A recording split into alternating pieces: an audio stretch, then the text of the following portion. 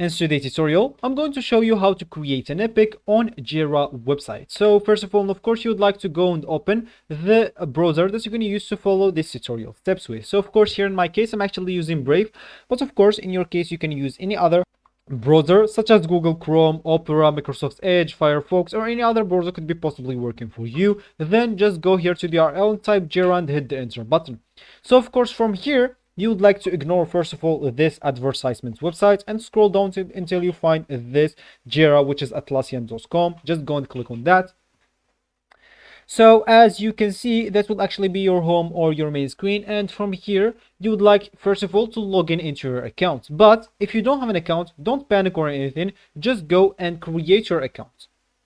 You can even create your account with a Gmail if you don't want to go through all the boring steps of creating your account.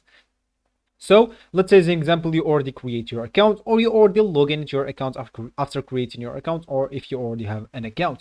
That will actually be your home or your main screen. So from here, you'll just need to go to your icon here at the top right corner and go to the left, click at that icon.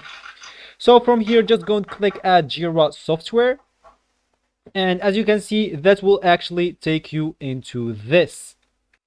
So of course, from here, as we said, that will actually be your home or your main screen of your projects. If you want, you will find a video on how to create a project on this channel. Just go check it out if you want to create a project. But if you already have some projects, just go to any projects you have.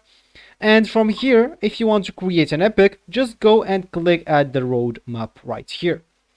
So as you can see, if you click add the roadmap, you will find this right here as your main screen again. So as you can see, we'll have here an option called create an epic. So if you click on it, you'll just need to name it. So this epic for this project, I'm just going to name it something like that because I'm not even interested by naming it well. So as you can see, now I created an epic and I even name it. So this will be actually for this tutorial. I hope you like it. Thank you guys for watching and goodbye.